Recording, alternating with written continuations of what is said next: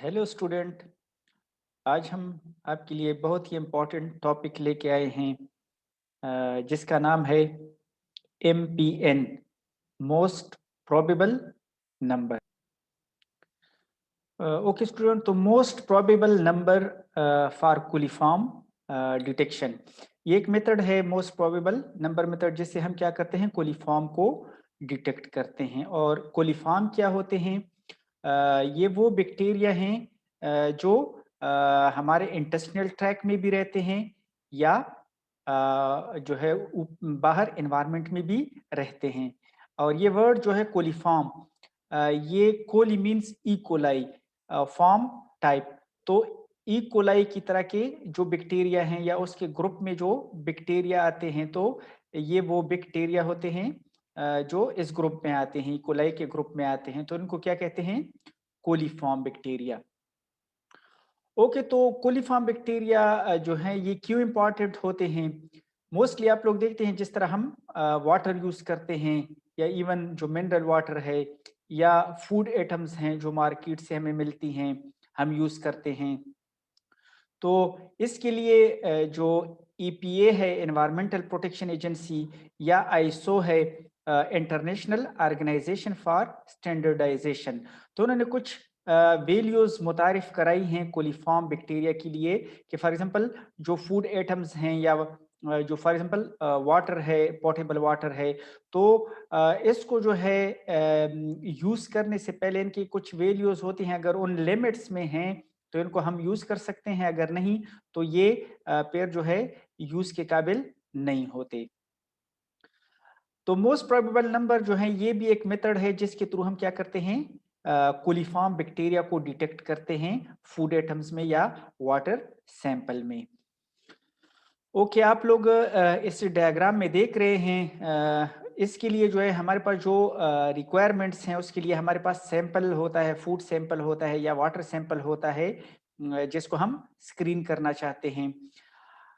इसको हम जो MPN है, इसको हम 3 स्टेप में परफॉर्म करते हैं। फर्स्ट स्टेप जो है उसको कहते हैं प्रिजम्पटिव फेज, सेकंड फेज जो है कंफर्मेटरी फेज है, और थर्ड फेज जो है वो कंप्लीटेड फेज है। तो ये 3 फेजेस में जो है ये MPN टेस्ट कंप्लीट होता है। ओके, इसके लिए जो रिक्वायरमेंट है वो क्या है कि इसके लिए हम क्या करते हैं, लेक्टोज ब्रॉथ प्रिपेयर करते हैं। लेक्टोज ब्रॉथ मीडिया हम क्या करते हैं, कोलिफॉर्म की स्क्रीनिंग के लिए प्रिपेयर करते हैं। ओके, तो उसके बाद जो है ये जो लेक्टोज ब्रॉथ है, ये फिर हम डबल स्ट्रेंथ में, सिंगल स्ट्रेंथ में, तो ये डबल स्ट्रेंथ या सिंगल स्ट्रेंथ में हम इसको क्या करते हैं, यूज करते हैं। डबल स्ट्रेंथ जो है इसका क्या मतलब होता है, और सिंगल स्ट्रेंथ का क्या मतलब होता है? डबल स्ट्रेंथ मींस कि इसकी क्वांटिटी डबल होती है। फॉर एग्जांपल अगर हम 1 ग्राम यूज करते हैं मीडिया फॉर 100 ml, तो डबल स्ट्रेंथ में हम कितना यूज करेंगे, 2 ग्राम्स पर 100 ml हम यूज करेंगे। और सिंगल स्ट्रेंथ के ये जो है, जिस तरह नॉर्मल हम 1 ग्राम यूज करते हैं, तो सिंगल स्ट्रेंथ में हम 1 ग्राम ही यूज करते हैं।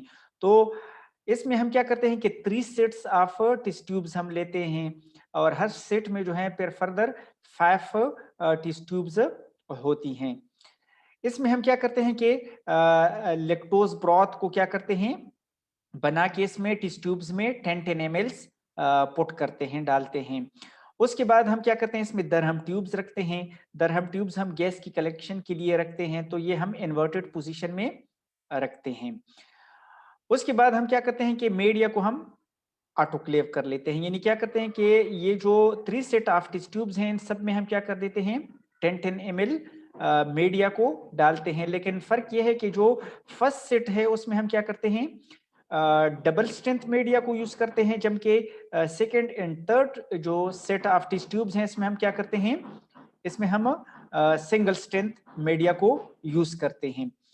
उसके बाद हम क्या करते हैं कि हम मीडिया की ऑटोक्लेवेशन करते हैं। ऑटोक्लेवेशन में हम क्या करते हैं कि मीडिया को स्टरलाइज करते हैं, ताकि अगर उसमें कोई ग्रोथ वगैरह है, एक्सटर्नल ग्रोथ वगैरह, तो वो क्या हो जाए, वो खत्म हो जाए, बैक्टीरिया किल हो जाए।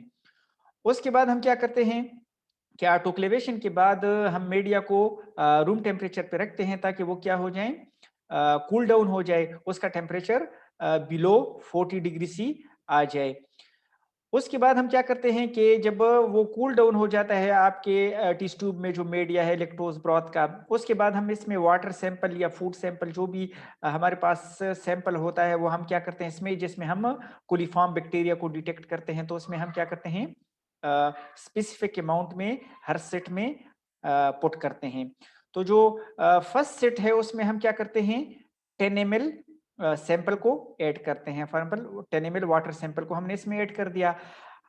अब देखें कि इनकी रेशो क्या बनती है। मीडिया भी 10 ml है और वाटर भी हमने 10 ml ऐड किया है, तो रेशो क्या बना 1:1। अब सेकंड जो सेट है उसमें हम ऐड करते हैं 1 ml वाटर।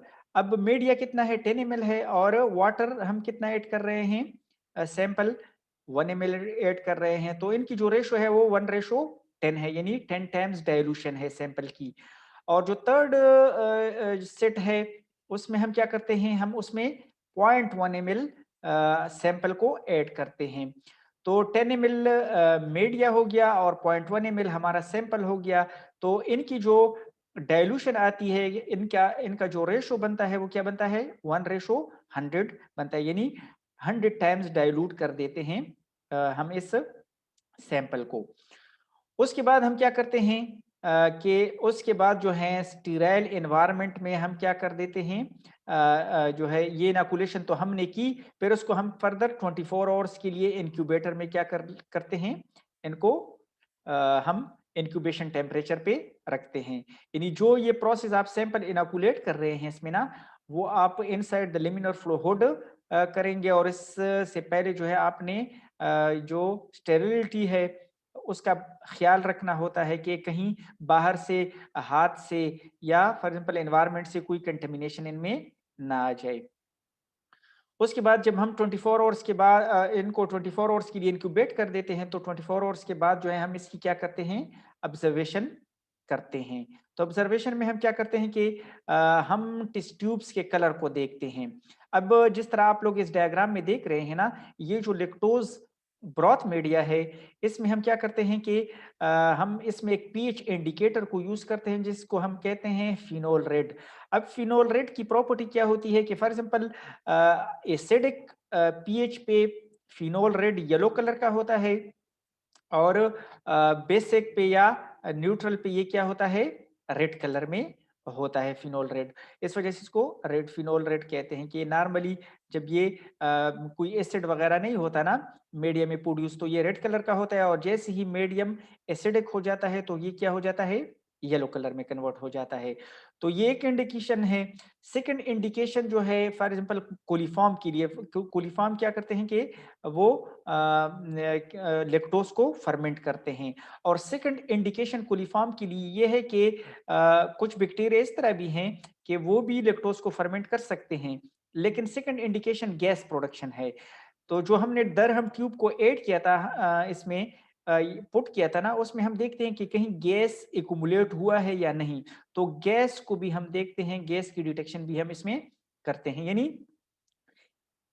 लैक्टोज से जो है एसिड की प्रोडक्शन को भी देखते हैं, गैस की प्रोडक्शन को भी हम देखते हैं इसमें। और जब ग्रोथ आती है तो हमें जो है विजिबल टर्बिडिटी भी नजर आती है, जिससे हमें पता चल जाता है कि इसमें ग्रोथ आ गई है, और साथ में गैस प्रोडक्शन को भी चेक करते हैं। तो अब ये हमारा जो है प्रिजम्पटिव आइडेंटिफिकेशन इस पे कंप्लीट हो जाता है कि हमें अगर उसमें टर्बिडिटी नजर आ जाती है, और साथ में जो है मीडिया टर्न करता है येलो को, और साथ में गैस प्रोडक्शन भी हो जाती है, तो हम क्या कहते हैं कि अब ये प्रिजम्पटिव आइडेंटिफिकेशन है फॉर कोलिफॉर्म बैक्टीरिया। तो हम कहते हैं कि अब हमारे सैंपल में जो है कोलिफॉर्म बैक्टीरिया क्या हैं प्रेजेंट हैं। अब फर्दर जो है हम इसकी जो स्टेटिस्टिकल कैलकुलेशन करते हैं कि हमारे पास जो है हमारे वाटर सैंपल में कितने बैक्टीरिया कोलिफॉर्म बैक्टीरिया प्रेजेंट हैं, तो उसके लिए फिर हम क्या करते हैं कि उसके लिए हम एक टेबल यूज करते हैं, मोस्ट प्रोबेबल नंबर का टेबल होता है, चार्ट होता है हमारे पास, और इसमें वो वैल्यूज पुट होती हैं। तो अब देखें कि इनकी जो वैल्यूज हैं उनकी जो हम कैलकुलेशन करते हैं ना, वो किस तरह करते हैं कि इसमें ये देखिए ये 3 कॉलम्स है ना, ये 3 कॉलम्स किसको डिनोट करते हैं कि फर्स्ट जो कॉलम है ये हमारा first set of test tubes को शो करता है जिसमें हमने डबल स्ट्रेंथ मीडिया को यूज किया है। सेकंड कॉलम सेकंड टेस्ट जो है सेट ऑफ टेस्ट ट्यूब्स को शो करता है जिसमें सिंगल स्ट्रेंथ मीडिया था और उनकी डाइल्यूशन कितनी थी, 1:10 थी। और थर्ड जो कॉलम है ये किसको शो कर रहा है, third set of test tubes को जिसमें सिंगल स्ट्रेंथ मीडिया हमने यूज किया था और डाइल्यूशन कितनी थी, 100 टाइम्स डाइल्यूशन थी। तो अब इसमें ये देखें कि फॉर एग्जाम्पल हम नंबर ऑफ टेस्ट ट्यूब्स को काउंट करते हैं कि उसमें जो 5 टेस्ट ट्यूब्स हैं उसमें कितने टेस्ट ट्यूब पॉजिटिव हैं, 1 हैं, 2 हैं, 3 हैं, 4 हैं, तो कितने हैं। इस तरह second set of test tubes भी हम काउंट करते हैं कि कितने उसमें पॉजिटिव हमारे पास आए हुए हैं और थर्ड सेट में भी देखते हैं पॉजिटिव टेस्ट ट्यूब्स को काउंट कर देते हैं और फिर उसको जो है इस टेबल के साथ क्या कर देते हैं, मैच कर देते हैं। तो उसमें जो है हमारे पास फोर्थ नंबर कॉलम जो है ये एमपीएन की वैल्यूज लिखी होती है ना।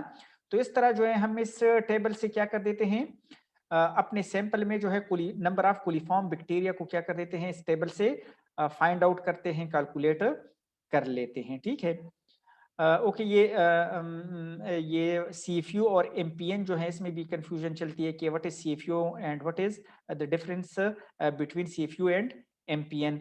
तो सीएफयू जो है ये सिंपली कॉलोनी फार्मिंग यूनिट है जो हम पोर प्लेट मेथड या स्प्रेड प्लेट मेथड के थ्रू जो है वो एगर मीडिया पे परफॉर्म करते हैं और फिर कॉलोनीज को हम क्या कर देते हैं, काउंट करते करते हैं। तो ये सिंपली जो है जो बर्डन होता है फूड आइटम्स में इवन या फार्मास्यूटिकल प्रोडक्ट्स में जितने भी या वाटर सैंपल में ना जो बायो बर्डन है उसको ये काउंट कर देता है कि जो है इसमें कितने बैक्टीरिया हैं।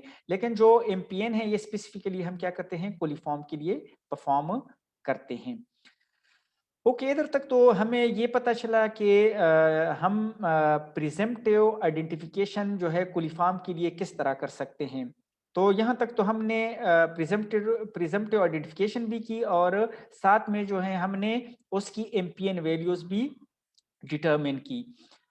आगे फॉर एग्जांपल अगर हम इसको कंफर्मेटरी और कंप्लीटेड स्टेज पे लेके जाना चाहते हैं तो फिर उनके लिए हम फिर क्या करते हैं, मजीद टेस्ट परफॉर्म करते हैं जिसमें फॉर एग्जांपल अगर हमने कंफर्मेटरी टेस्ट सेकंड फेज में करना है तो हम क्या करते हैं कि जो प्रिजम्पटिव आइडेंटिफिकेशन में हमारे पास जो टेस्ट ट्यूब्स पॉजिटिव आए हैं यानी जिसमें क्या हुआ है, गैस की प्रोडक्शन भी हुई है, मीडिया जो है वो भी एसिडिक हो गया है यानी येलो हो गया है और साथ में टर्बिडिटी भी आई हुई है, तो वो टेस्ट ट्यूब्स हम क्या कर देते हैं, उनके लिए हम फ्रेश मीडिया बनाते हैं। लेकिन अभी लेक्टोज ब्रॉथ नहीं बनाते बल्कि उनके लिए एक फर्दर स्पेसिफिक मीडिया बनाते हैं कोलिफॉर्म के लिए जिसको कहते हैं BGLB ब्रॉथ।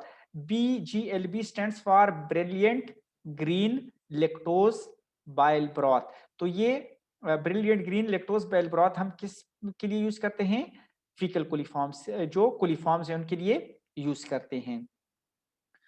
ओके, तो इसमें हम क्या कर देते हैं कि जो प्रिजम्पटिव आइडेंटिफिकेशन से जो पॉजिटिव ट्यूब्स हैं उससे हम क्या कर देते हैं, लूप फुल जो है वो उठाते हैं स्टीराइल वायर लूप से और इसमें क्या कर देते हैं, उसमें मिक्स कर देते हैं। अब इन टेस्ट ट्यूब्स को हम क्या कर देते हैं, प्लग करके ना दोबारा से 24 आवर्स के लिए इंक्यूबेट कर देते हैं। 24 आवर्स के बाद हम क्या कर देते हैं, फिर इसमें टर्बिडिटी, गैस प्रोडक्शन या ग्रोथ को क्या कर देते हैं, ऑब्जर्व कर देते हैं। ये हमारा हो गया कंफर्मेटरी फेज यानी हमें कंफर्म हो गया कि हमारा जो सैंपल था उसमें क्या है, कोलिफॉर्म बैक्टीरिया ही मौजूद हैं।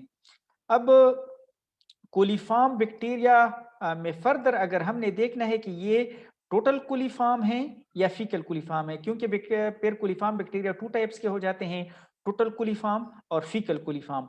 अब टोटल कोलिफॉर्म जो हैं ये एनवायरनमेंट में भी मौजूद होते हैं। ठीक है, जिस तरह फॉर एग्जांपल कुछ मेंबर जो हैं वो इंटेस्टिनल ट्रैक्ट में भी पाए जाते हैं लेकिन एनवायरनमेंट में मींस कि सॉइल, जिस तरह सॉइल वगैरह में है, सॉइल में भी पाए जाते हैं टोटल कोलिफॉर्म। तो अब हमारे पास 2 कैटेगरीज आ जाती हैं, total coliform and faecal coliform. अब फीकल कोलिफॉर्म जो है ये स्पेसिफिक होते हैं, ये इनहेबिटेंट होते हैं हमारे इंटेस्टिनल ट्रैक्ट के। ये सिर्फ और सिर्फ हमारे इंटेस्टिनल ट्रैक्ट में पाए जाते हैं जिसकी इंडिकेटर स्पीशी जो है वो क्या है, ई कोलाई है। इशरिकिया कोलाई जो है इसकी क्या है, इंडिकेटर स्पीशी है। तो कंप्लीटेड फेज पे जाने के लिए हम फिर क्या करते हैं कि जो कंफर्मेटरी फेज से हमारे टेस्ट ट्यूब पॉजिटिव आए हैं ना उसको फीकल कोलिफॉर्म्स के लिए मीन्स कि ई कोलाई के लिए कंफर्म करने के लिए हम क्या करते हैं, इसको यूसीन मिथाइलिन ब्लू एगर पे क्या कर देते हैं, इनोकुलेट कर देते हैं या ग्रो कर देते हैं। तो जो इसे यूसीन मिथाइलिन ब्लू एगर है ना, ये क्या है, एक डिफरेंशियल या सेलेक्टिव मीडिया है फॉर एंटेरोबैक्टीरियसी, जिसमें फॉर एग्जांपल अगर ई कोलाई ग्रो करता है ना, तो ई कोलाई जो है वो उस पे क्या करता है, पिंक कॉलोनीज के साथ साथ ये क्या करता है, ग्रीन मेटेलिक शीन भी प्रोड्यूस करता है। तो उससे ग्रीन मेटेलिक शीन जो है ये एक स्पेसिफिक प्रॉपर्टी है जो सिर्फ ई कोलाई ही जो है शो करती है। तो इससे जो है कंफर्मेटरी फेज से हम सैंपल को इनोकुलेट कर देते हैं ईएमबी एगर पे, और 24 आवर्स के लिए उनको क्या कर देते हैं, फर्दर इंक्यूबेशन टाइम दे देते हैं।